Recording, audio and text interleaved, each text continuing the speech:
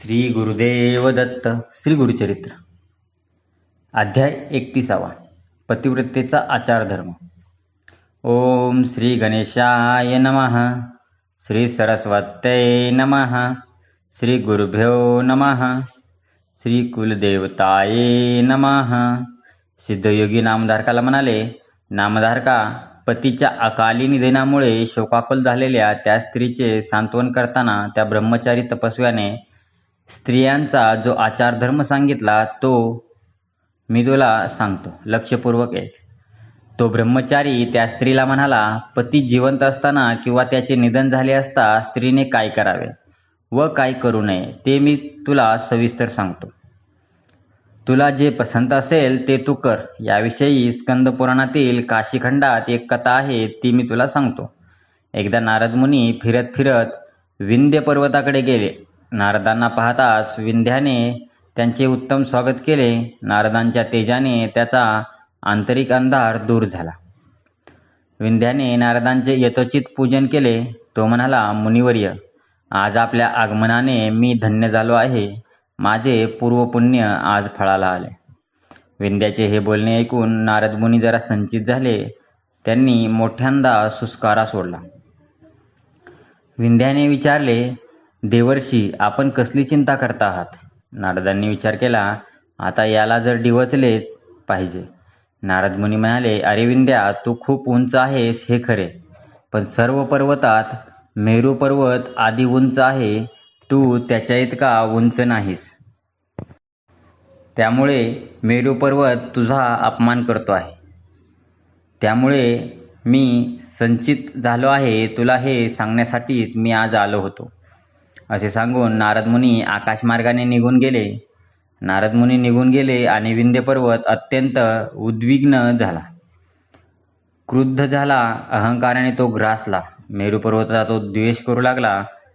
सूर्य मेरू पर्वताला सर्वश्रेष्ठ समजून रोज त्याला प्रदक्षिणा घालतो काय पाहतो जाता, असा विचार करून तो उंच उंच वाढू लागला की जणू आपल्या शिखरांनी आकाशाचा अंत करावयास निघाला. सूर्याचा मार्ग थांबला. त्यामुळे पूर्वेला व उत्तरेला राहणारे लोक सूर्याच्या किरणांनी भाजून निघाले. दक्षिण व पश्चिम दिशेला सगळा अंधार लोकांना सूर्य दिसेना. त्यामुळे सर्व यज्ञयाग बंद पडले. पंचयज्ञ कर्मांचा लोप झाला. त्यामुळे त्रिलोक्याचा थरकाप उडाला. सर्व देव भयभीत झाले. आता काय करावे? हे संकट कोण दूर करणार असा प्रश्न त्यांच्यापुढे उभा राहिला.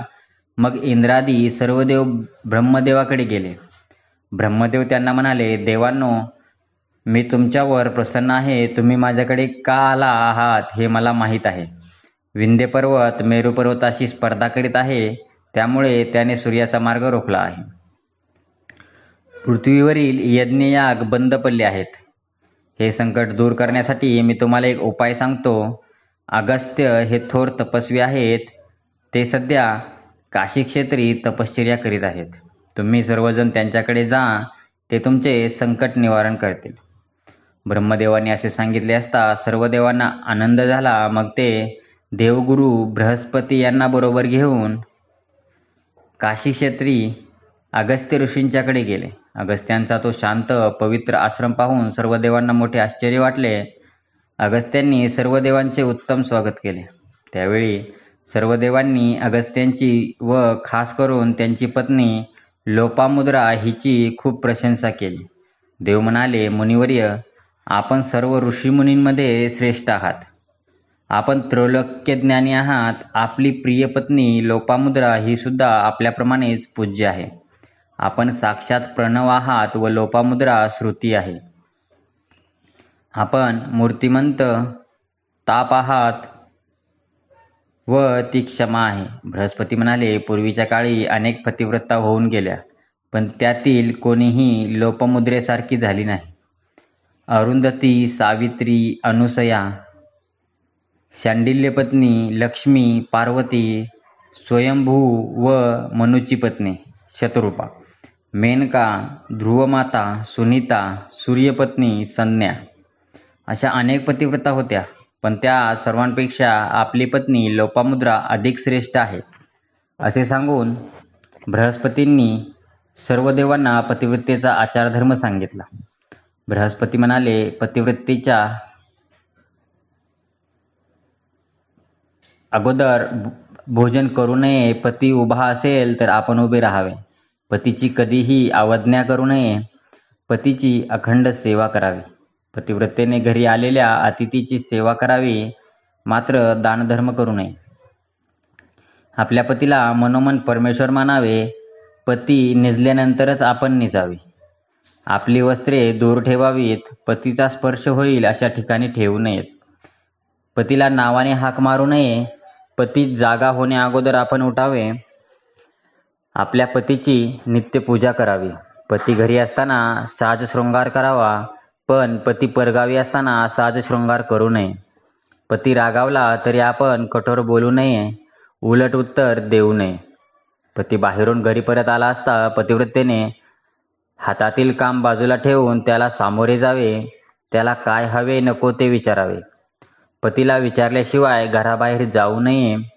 जावे लागले तर परपुरुषाचे मुखावलोकन करू नये. तसे केल्यास त्या स्त्रीला घुबडाच्या योनीत जन्म घ्यावा लागतो. पतिव्रतेने पतीचे उद्दिष्ट प्रसाद म्हणून सेवन करावे. पती घरी नसेल तर अतिथी धेनू प्रसाद घ्यावा. अतिथीला अन्न देऊन व गोपूजन करून मग आपण भोजन करावे. व्रते, उपवास इत्यादी गोष्टी पतीला विचारून कराव्यात. लग्न, यात्रा, उपवास इत्यादींविषयी हट्ट नये. पती संतुष्ट असताना आपण खिन्न बसू नये. पती खिन्न असेल तर आपण संतुष्ट राहू नये. पतिव्रतेने राजस्वाला अवस्थेत असताना मौन पाळावे, बोलू नये, वेदमंत्र ऐकू नये. असे 4 दिवस आचरण केल्यानंतर सुस्नान करून पतीचे मुखावलोकन करावे. अशा वेळी पती घरी नसेल तर त्याचे ध्यान करावे व सूर्यदर्शन घेऊन घरात जावे. पतीला दीर्घायुष्य लाभावे म्हणून पतिव्रतेने कपाळी हळद कुंकू लावावे. केसात सिंदूर घालावा. डोळ्यात काजळ घालावे. वेणी घालावी. सौभाग्य अलंकार धारण करावेत. पतिव्रतेने दुराचारी स्त्रियांशी संभाषण टाळावे. आपल्या पतीची व घरातील इतर लोकांची कधीही निंदा करू नये. सासूसासरे, दीन, नणंदा इत्यादींशी प्रेमाने वागावे. त्यांचा त्याग करून वेगळा संसार थाटू नये. तसे केल्यास श्वानयोनीत जन्म घ्यावा लागेल. नग्नपणे स्नान करू नये. उखळ मुसळावर बसू नये. उंबरट्यावर बसू नये. घरात वडीलधाऱ्या माणसांच्या समोर बसू नये. पतीला आवडणार नाही असे कोणतेही कार्य करू नये. पतीशी वादविवाद घालू नये. पतीला परमेश्वर मानावे. पतीच्या आवडीनुसार वस्त्रालंकार घ्यावेत. दुसऱ्या गृहस्थांची श्रीमंती पाहून आपल्या घराची निंदा करू नये. दुसऱ्याच्या वैभवाची अभिलाषा बाळगू नये. परपुरुषाची स्वप्नात सुद्धा वासना धरू नये. आपल्या पतींची सर्वतोपरी सेवा करावी, कारण पतिव्रतेसाठी पती हाच देव, गुरु, धर्म, तीर्थ असतो. तोच तिचे सर्वस्व असतो. अशी पतिव्रता ज्या घरी असते ते घर शिवमंदिरासमान असते. पतिव्रतेच्या अशा आदर्श आचरणामुळे तिच्या माहेरच्या 42 पिढ्या उद्धरून जातात. अशी पतिव्रता पुरुषाला शतजन्मातील पुण्याईनेच लाभते. अशा पतिव्रतेमुळे 4ही पुरुषार्थांची प्राप्ती होते. अशी पतिव्रता ज्या घरी नाही तेथे पुण्यकर्मे घडत नाहीत.